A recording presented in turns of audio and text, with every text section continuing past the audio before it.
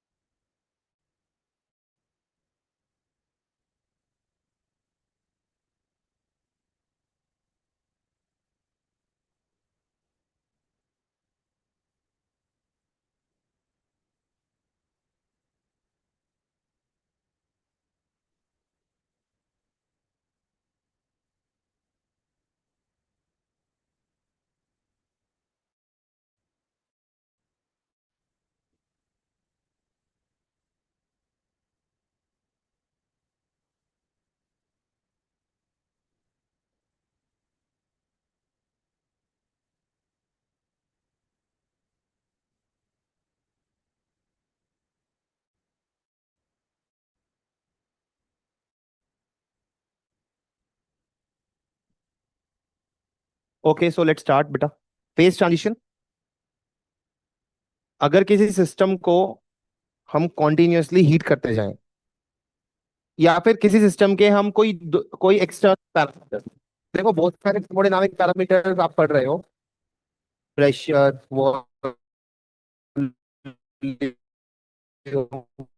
Temperature, number, S, U, F, G and so on. इन सारे parameters में से दो पैरामीटर्स हैं जो यूजर के हाथ में होते हैं, मतलब आपके हाथ में है, जो आप अपने सिस्टम के घटा बढ़ा सकते हो। तो क्या क्या है वो दो पैरामीटर, दो एक्सटर्नल पैरामीटर? राइट, मतलब फोर्स घटा बढ़ा के बाहर की दीवारों पे आप प्रेशर को मेंटेन कर सकते हो, उसके रिस्पॉन्स में वो अपना वॉल्यूम बदलेगा। बट आपके हाथ में क्या है? Pressure. Second parameter is the temperature. Right, ठंडा गर्म कर सकते हो आप। उसके अकॉर्डिंग वो अपने बाकी पैरामीटर्स बदलेगा, लाइक हीट लेगा या हीट लूज करेगा। राइट, हीट लेगा मतलब एंट्रोपी गेन करेगा, रेंडमनेस गेन करेगा, dQ positive, TdS positive, so dS positive. Right, या डीक्यू नेगेटिव, टीडीएस नेगेटिव, तो डीएस नेगेटिव। तो these are the two parameters which you can control, and based on कि इनके साथ आप क्या चेंजेस कर रहे हो, system will adjust its rest of the parameters. Right, जैसे पीओटी चेंज करोगे तो उसके अकॉर्डिंग वॉल्यूम बदलेगा, obeying which equation? if it is ideal, otherwise equation of state of the system. Equation of state of the system is, it's an equation which connects PVT, actually it is PVTN, but generally N को मैं constant लेके चल रहा हूं, तो कभी मैं N की बात नहीं करूंगा, पीवीटी।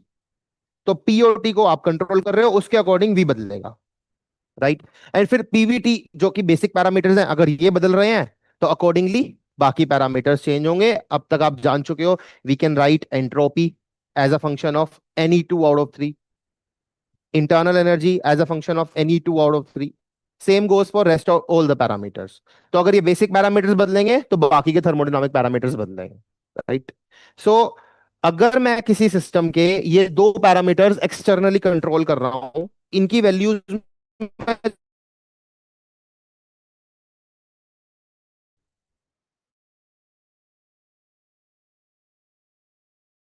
20 ml, मतलब 20 ग्राम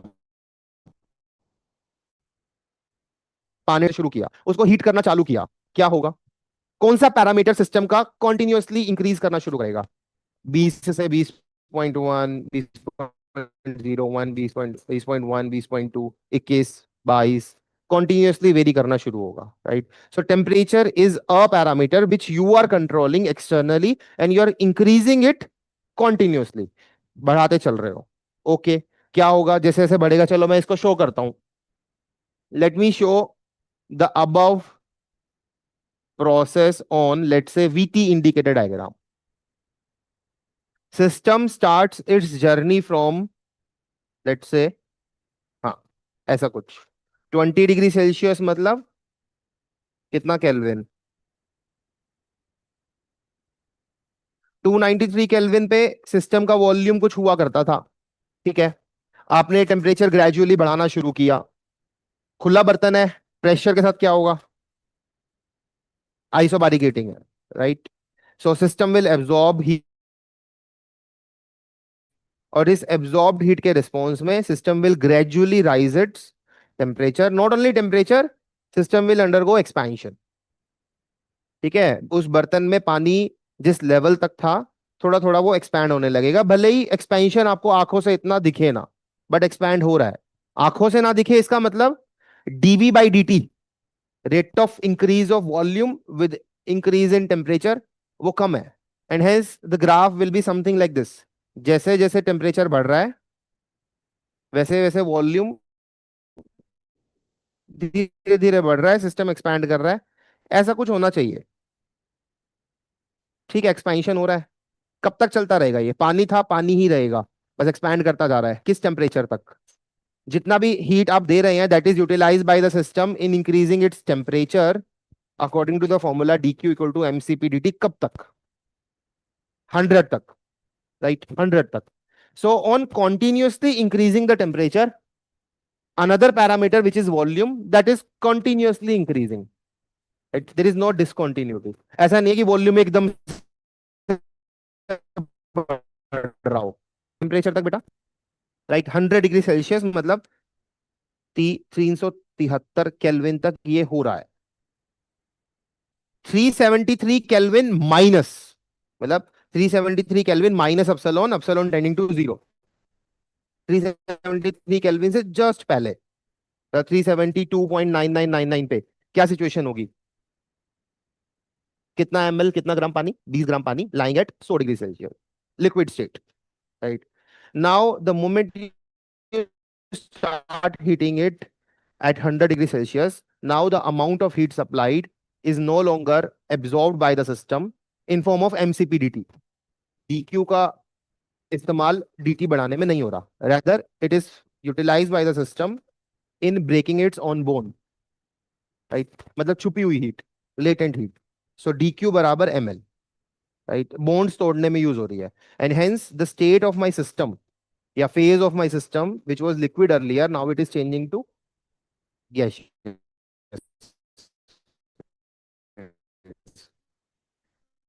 And that is why जो volume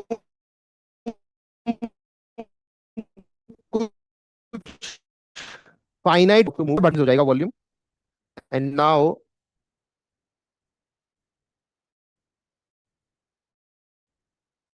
it is no longer water, rather it is your system is कितना ग्राम स्टीम?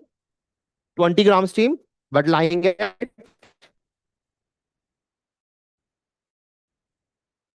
कितना degree Celsius, 100 degree Celsius, right. और इस पॉइंट को कैसे रीड करोगे? मैंने इंटेंशनली थोड़ा सा पहले बनाया है, right. 20 gram water, 20 gram liquid phase, lying at 100 degree Celsius. So 100 degree Celsius कौन सा पॉइंट हुआ समझो?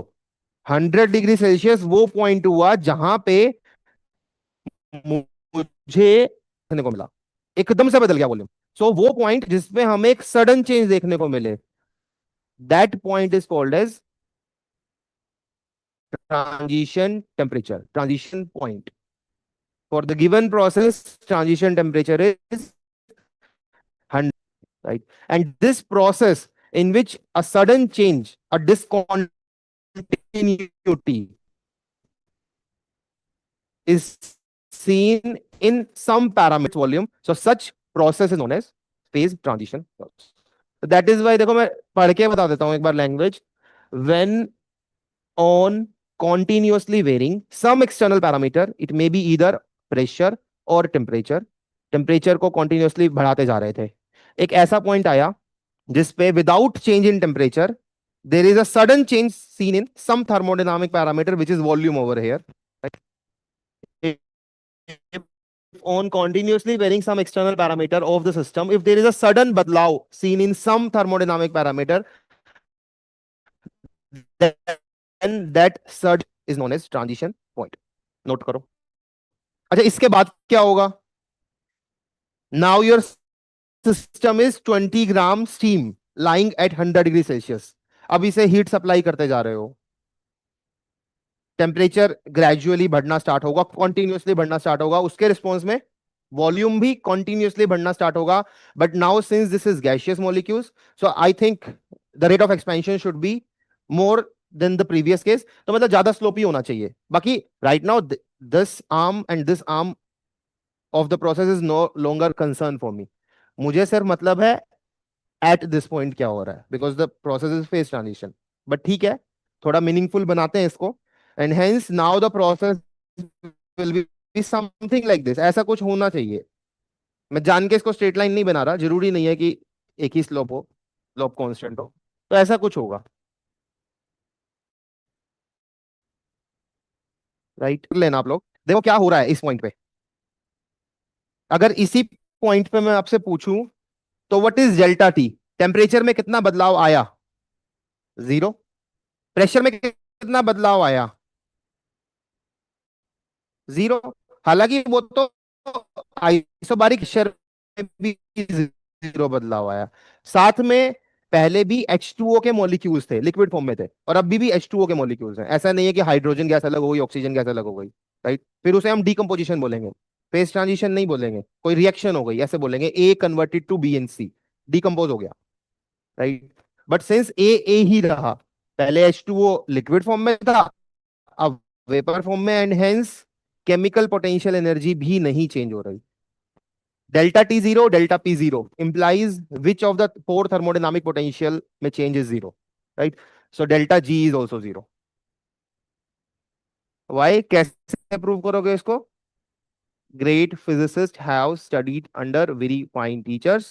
सो डीजी बराबर सिंस डीजी बराबर पॉजिटिव का VDP, right? So since dt 0, dp dt 0, so dg 0. So there is no change in Gibbs free energy. But then also delta v 0. It's fine.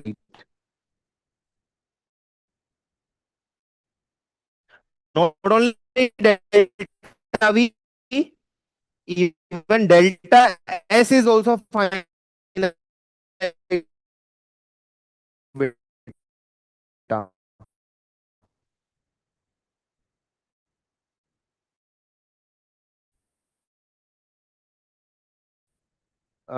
Gaseous molecule, तो delta Q will be plus M L. Backward के लिए पूछता तो minus M L. तो and hence you will say कि entropy इतने से एकदम से बढ़ गई, एकदम से बढ़ गई। And hence there is a finite discontinuity seen in two parameters till now. What are those two parameters? मतलब एकदम से बदलाव देखने को मिला दो पैरामीटर्स में, वॉल्यूम में एंड रेंडमनेस में। right? Such process is termed as phase transition, and this point, 100 degrees Celsius and 1 atmospheric pressure, will be called as transition point for my system. Note कर लो समझते हुए.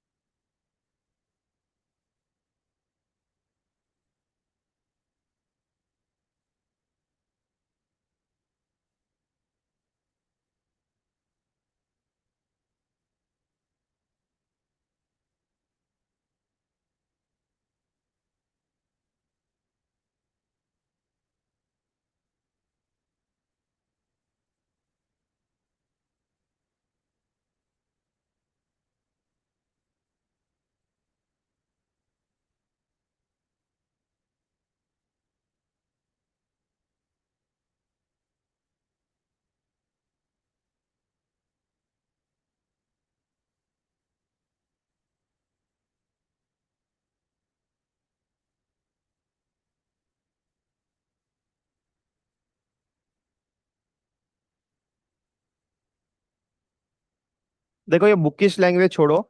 अगर बिल्कुल सिंपल भाषा में फेस ट्रांजिशन समझना है तो ऐसा कुछ हो रहा है. फेज वन था कोई, सॉलिड या लिक्विड जो भी था, उसको हमने ml हीट दिया. उसके रिस्पॉन्स में it converted two phase two. और जो ये कन्वर्जन हुआ, this conversion what was at a constant temperature as well as at constant pressure as well as at constant chemical potential energy as well as at constant Gibbs. या उल्टा भी हो सकता था. फेज टू से अगर मैंने ml हीट एक्सट्रैक्ट की होती, राइट, इसका मतलब delta T zero. Delta T zero का मतलब टेम्परेचर ऑफ फेज वन बराबर temperature of phase two. Delta P zero, pressure, बातें मत करो, प्रेशर ऑफ फेज वन बराबर pressure of phase two. Delta mu zero, chemical potential energy of phase one बराबर potential energy of phase two.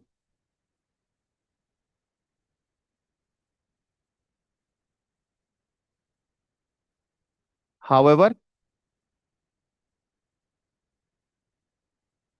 Delta S is not zero, it's finite.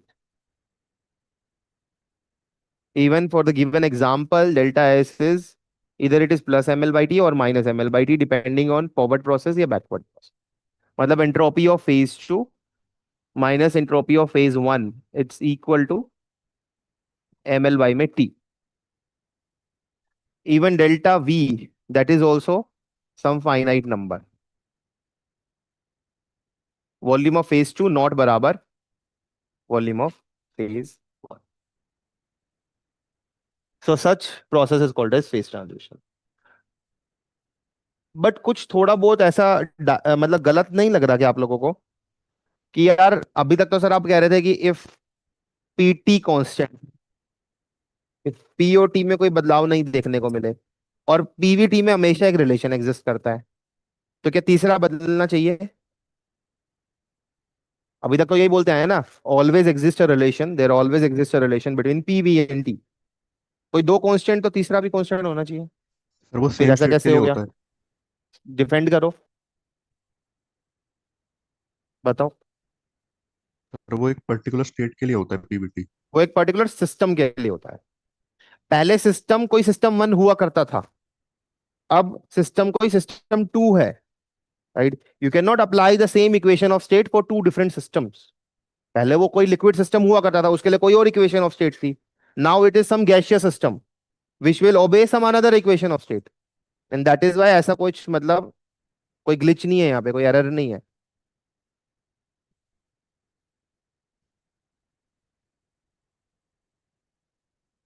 Okay, तो थोड़ा और understanding बनाते हैं इस पे। Now next topic is phase diagram. ठीक है, जैसे अगर मैं आपसे पूछूं कि H2O exist in which of the three phases, solid, liquid या gas, at 20 degree Celsius 1 atmospheric pressure.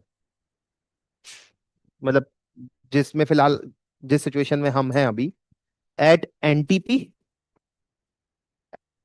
H2O exist in which phase, eight normal temperature pressure H2O कौन से फेज में एग्जिस्ट करना पसंद करता है? Liquid, right, that's our observation, that is why you are able to tell me liquid, right. At 101 degree Celsius and 1 atmospheric pressure, it exists in which phase? Gaseous, right?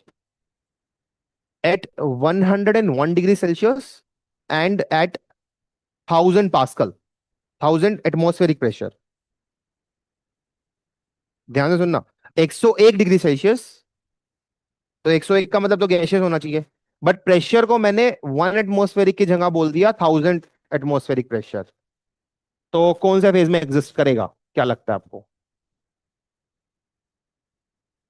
मतलब sir वो तो देखना पड़ेगा, right, वो हमें नहीं पता क्योंकि that's not a usual observation. तो वो देखना पड़ेगा, तो इधर it will be may be gaseous में एग्जिस्ट करे कि इतना प्रेशराइज होने के बाद भी वो गैशियस में है, या मे बी हो सकता है कंडेंस लिक्विड हो गया हो, राइट। सॉलिड का तो शायद चांसेस नहीं है, मे बी, या हो सकता है सॉलिड भी हो, राइट। सो ये सारी ऑब्जर्वेशंस एक्सपेरिमेंटलिस्ट ने करी, डिफरेंट डिफरेंट टेम्परेचर्स पे, डिफरेंट डिफरेंट प्रेशर्स पे H2O को या कोई और सब्सटेंस को रखा और एक टेबल बना ली। नाउ उस टेबल को हम एक डायग्राम के फॉर्म में बना रहे हैं, and that diagram is known as phase diagram. तो फेज डायग्राम है क्या पहले, मतलब इस टॉपिक से मैं आपको क्या सिखा रहा हूं कि मान लीजिए फेज डायग्राम आपको दिया हो, तो how to read that diagram, वो डायग्राम आपको क्या क्या नॉलेज कन्वे कर रहा है, that is our aim in this topic. तो पहले मैं फेज डायग्राम बना देता हूं। फेज डायग्राम एक ऐसा डायग्राम है which is plotted between pressure and temperature, it's basically PT indicated diagram. P T indicated diagram, मतलब कि this diagram is capable of the following, कि तुम मुझे पीटी दो, I will give you the state. ठीक है, you give me the value of PT and you can read this diagram and tell the phase of your substance, either it will be in solid, or it will be in liquid, or it will be in gaseous phase, or it may coexist in solid and liquid also।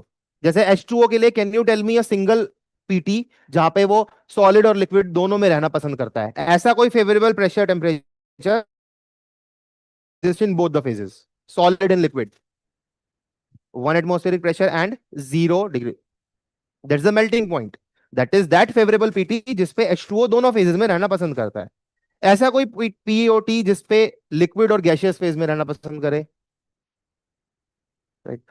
And और ऐसा कोई PT भी हो सकता है जिसपे कोई तीनों फेजेस में रहना पसंद करे, and that is known as triple point, right. So phase diagram is a diagram which conveys me the state या phase of my system. If you tell me PT, it conveys you the phase. तो देखो diagram में बना रहा हूं,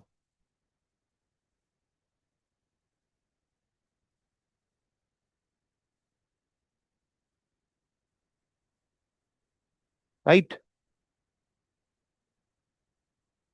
okay, सो बताओगे जरा, कम temperature पे और हाई प्रेशर्स पे ये वाला जो रीजन है कौन सा होना चाहिए? Solid, so this is solid, right. Come pressure पे एंड हाई टेम्परेचर, प्रेशर बहुत कम है, मॉलिक्यूल्स बहुत दूर है, टेम्परेचर हाई है, सो ये सारा region represents your, and this, now you can see three different curves, let me name them, let us call this to be alpha curve, this to be beta curve and gamma curve.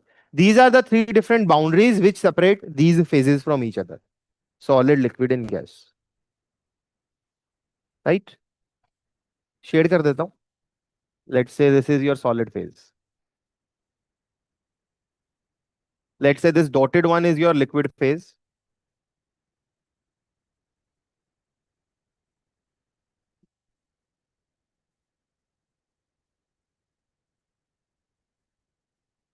बाकी जो मैं shade नहीं कर रहा, ये सारा का सारा this is your that favourable PT, जहां पे मेरा सिस्टम गैशियस फेज में रहना पसंद करता है. Right? This is some PT diagram for some substance. ऐसा नहीं है कि सारे सब्सटेंस के लिए ऐसा ही कुछ दिखेगा. It varies for different different substance. Obviously बात है, हर पॉइंट, हर सब्सटेंस सेम पॉइंट पे थोड़ी ना मेल्टिंग दिखाएगा. Right? It will very for different different सब. फिलहाल टारगेट है इसको रीड करना सीखना, कि इससे क्या क्या नॉलेज हमें मिल रही है. ओके, पहले अल्फा कर्व की बात करते हैं. So alpha curve which starts from here and ends over here. It's a curve which separates which region.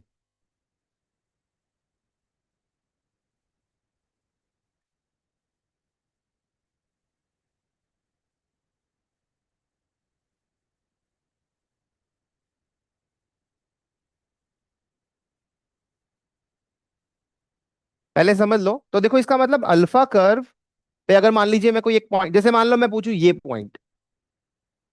Point वो प्रेशर और टेम्परेचर को दर्शा रहा है जिसपे मेरा सब्सटेंस कौन से फेज में रहना पसंद करेगा?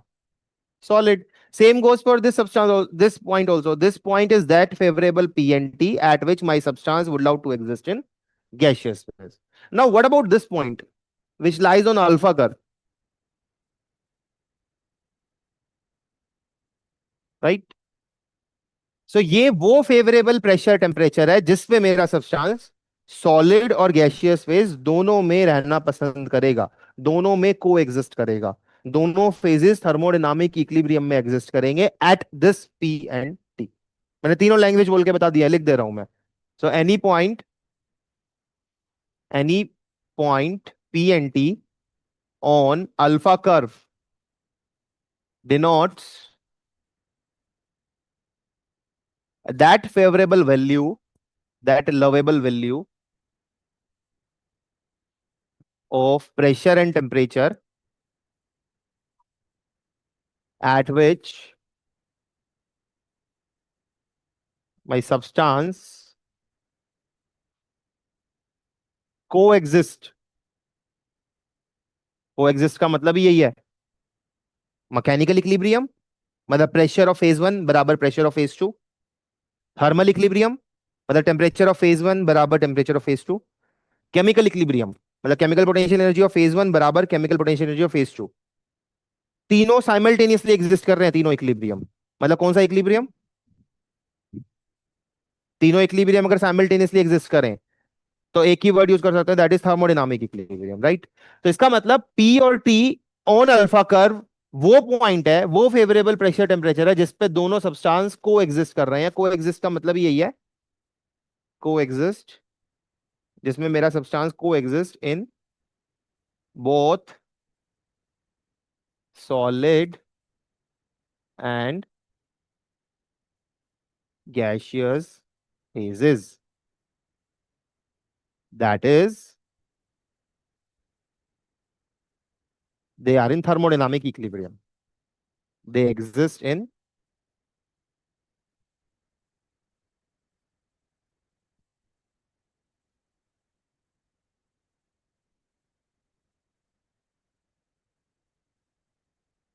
इसका मतलब क्या है बेटा? देखो बोर्ड पे देखो. इसका मतलब है कि सॉलिड फेज, एक बीकर में सॉलिड पड़ा हुआ है, उसी बीकर में लिक्विड भी पड़ा हुआ है.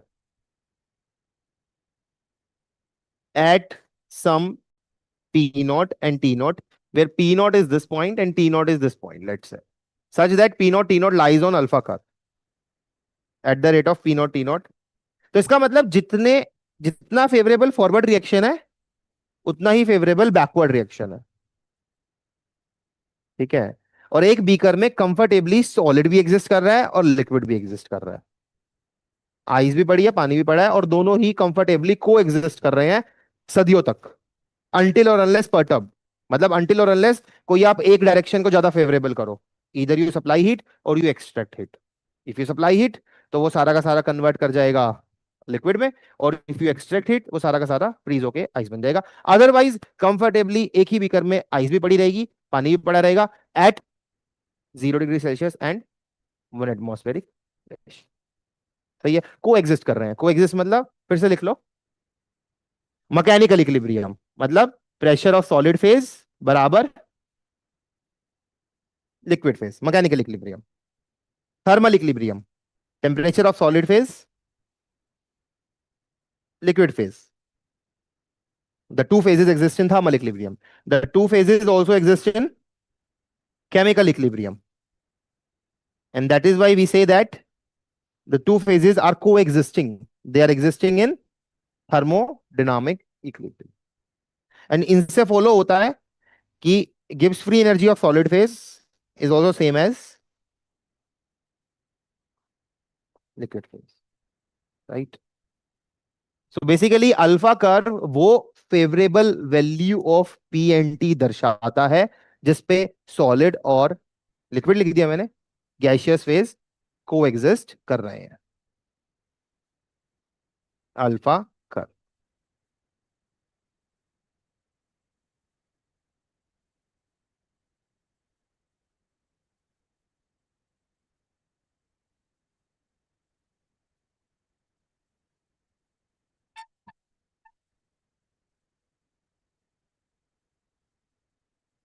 And that is why your alpha curve is also called as curve of sublimation.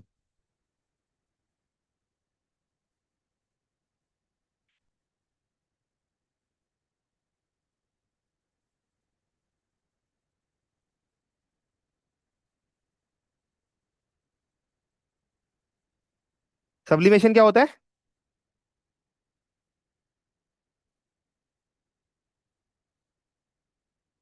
Right, solid से, और उल्टा गैसियस से सॉलिड, उसको क्या बोलते हैं? क्या बोलते हैं? सॉलिड से अगर सीधा गैस बन जाए तो उस प्रोसेस को क्या बोलते हैं? सब्लिमेशन ही बोलते हैं? पता नहीं, शायद डिपोजिशन बोलते हैं। सो इसलिए इसको कर्व ऑफ डिपोजिशन भी बोलते हैं। देखना एक बार गूगल करके, deposition.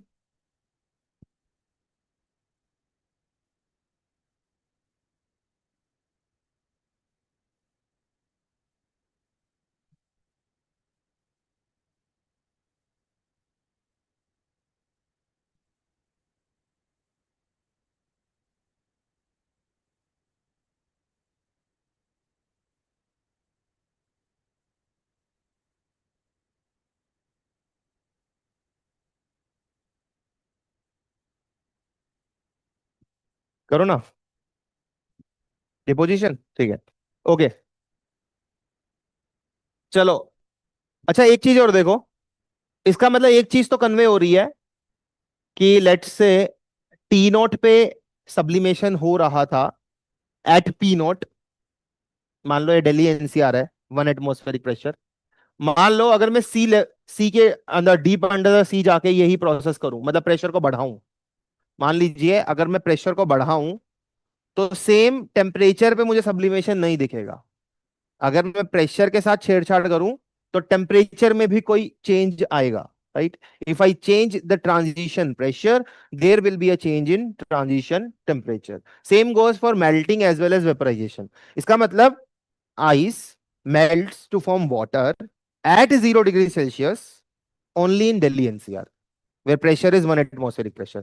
If you perform this experiment at different pressure, then transition temperature will for sure change.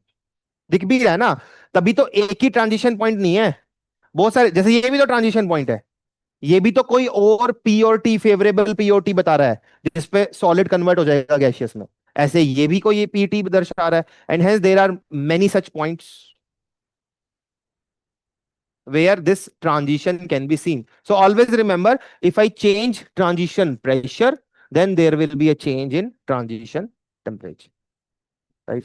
And how that change we are going to calculate? We are going to calculate that change using slope of this curve, right? Slope of curve alpha,